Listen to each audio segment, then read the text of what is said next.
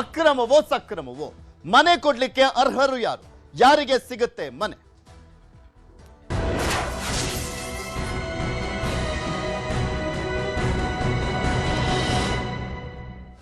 ಯಲಹಂಕ ಬಳಿ ಅಕ್ರಮ ಲೇಔಟ್ ತೆರವು ಪ್ರಕರಣಕ್ಕೆ ಸಂಬಂಧಪಟ್ಟಂತೆ ಇಂದು ಬಿಜೆಪಿ ಸತ್ಯಶೋಧನಾ ಸಮಿತಿಯಿಂದ ಸ್ಥಳ ವೀಕ್ಷಣೆಯನ್ನ ಮಾಡಲಾಗ್ತಾ ಇದೆ.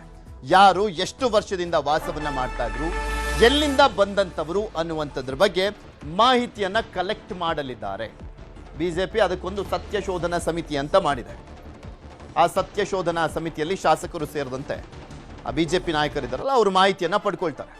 ಯಾರು ಎಷ್ಟು ವರ್ಷದಿಂದ ವಾಸವನ್ನ ಮಾಡ್ತಾ ಇದ್ರು, ಎಲ್ಲಿಂದ ಬಂದಂತವರು ಅಂತ.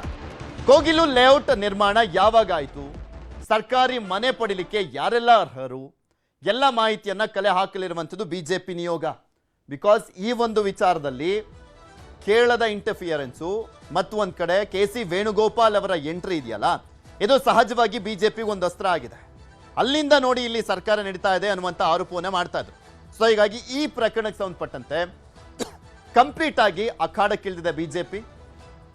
ಸರ್ಕಾರವನ್ನೇ ಹೇಗಾದ್ರೂ ಮಾಡಿ ಸಿಕ್ಕಾಕ್ಸ್ಬೇಕು ಅಂತ ಶಾಸಕರಾದ S R. Vishwanath, Muniraju, MLC K S. Naveen, Malavika Avinash, Thammesh Gowda ನೇತೃತ್ವದ ತಂಡದಿಂದ ಭೇಟಿಯನ್ನು ನೀಡಿ ಪರಿಶೀಲನೆಯನ್ನ ಮಾಡಲಾಗುತ್ತೆ. ಮಾಹಿತಿಯನ್ನ ಪಡ್ಕೊಳ್ಳಿದ್ದಾರೆ. ಯಾರು ಎಷ್ಟು ವರ್ಷದಿಂದ ಎಲ್ಲಿಂದ ಬಂದಂಥವರು ಇಲ್ಲಿ ವಾಸವನ್ನ ಮಾಡ್ತಾ ಇದ್ರು, ಯಾರಿಗೆ ಅರ್ಹತೆ ಇದೆ ಇಲ್ಲಿ ನಿವೇಶನವನ್ನ ಪಡ್ಕೊಳ್ಳೋದಕ್ಕೆ ಆಗಲಿ, ಮನೆಯನ್ನ ಪಡ್ಕೊಳ್ಳೋದಕ್ಕೆ ಆಗಲಿ, ಯಾರಿಗೆ ಅರ್ಹತೆ ಇದೆ ಅನ್ನುವಂಥದ್ರ ಬಗ್ಗೆ ಪರಿಶೀಲನೆ ಮಾಡ್ತಾರೆ. ಇದ್ರ ಬಗ್ಗೆ ಇನ್ನಷ್ಟು ಮಾಹಿತಿಯನ್ನು ಕೊಡ್ತಾ ಹೋಗ್ತಾರೆ ನಮ್ಮ ಪ್ರತಿನಿಧಿ ಶರಣು ಹಂಪಿ. ಸತ್ಯಶೋಧನಾ ಸಮಿತಿ ಈಗ ಆಲ್ರೆಡಿ ಎಂಟ್ರಿ ಆಗಿರುವಂಥದ್ದು. ಯಾವ ರೀತಿಯ ಇವರು ಮಾಹಿತಿಯನ್ನು ಕಲೆಕ್ಟ್ ಮಾಡ್ತಾರೆ, ಆ ಒಂದು ಮಾಹಿತಿ ಆಧಾರದ ಮೇಲೆ ಹೇಗಿರುತ್ತೆ ಹೋರಾಟ ಅಂತ?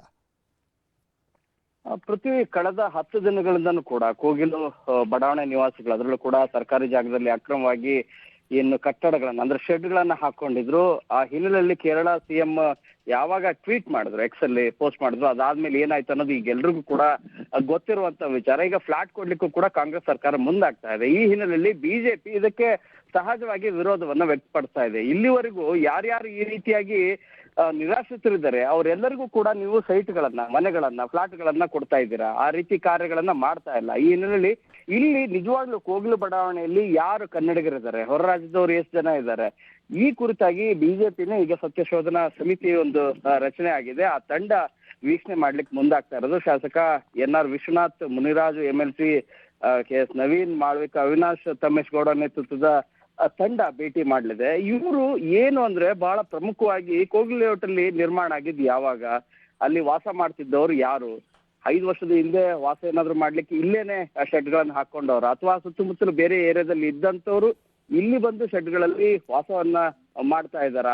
ಇವರೆಲ್ಲ ಎಲ್ಲಿಂದ ಬಂದವರು, ಮತ್ತೆ ಇವರಿಗೆ ಆಧಾರ್ ಕಾರ್ಡ್, ವೋಟರ್ ಐಡಿಗಳನ್ನ ಹೇಗ್ ಕೊಟ್ಟಿದ್ದಾರೆ, ಕೆಲವರು ಬಾಂಗ್ಲಾದಿಂದನೂ ಕೂಡ ಬಂದಿದ್ದಾರೆ ಅನ್ನುವಂತ ಗಂಭೀರ ಆರೋಪಗಳಿದಾವೆ. ಇದರ ಜೊತೆಗೆ ಕೆಲ ಬೇರೆ ಬೇರೆ ರಾಜ್ಯದವ್ರನ್ನು ಕೂಡ ಮಾತಾಡ್ಸುವಂತ ಸಂದರ್ಭದಲ್ಲಿ ಕಾಶ್ಮೀರದಿಂದ ಬಂದಂತವ್ರು ಕೂಡ ಅಲ್ಲಿ ವಾಸವನ್ನ ಮಾಡ್ತಾ ಇದ್ದಾರೆ.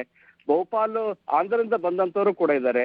ಕೇರಳದ ಸಿಎಂ ಯಾಕೆ ಇಂಟ್ರೆಸ್ಟ್ ತೋರಿಸ್ತಾ ಇದ್ದಾರೆ, ಕೇರಳಿಗರು ಅತಿ ಹೆಚ್ಚಿನ ಸಂಖ್ಯೆಯಲ್ಲಿ ಇಲ್ಲಿದ್ದಾರ, ಮತ್ತು ಅಲ್ಪಸಂಖ್ಯಾತರು ಏನ್ ಹೇಳ್ತಾ ಇದಾರಲ್ಲ, ಈ ಅಲ್ಪಸಂಖ್ಯಾತರು ಎಲ್ಲರೂ ಕೂಡ ಮೂಲತಃ ಕರ್ನಾಟಕದವರ. ಈ ಎಲ್ಲಾ ಕುರಿತಾದ ಆಧಾರಗಳನ್ನ ಸತ್ಯಶೋಧನಾ ಸಮಿತಿ ಬಿಜೆಪಿಯಿಂದ ಇಂತ ತಂಡ ಏನಿದೆ ಇವರು ಮಾಹಿತಿಯನ್ನ ಕಲೆ ಹಾಕಿ ವರದಿಯನ್ನ ನೀಡಲಿದ್ದಾರೆ.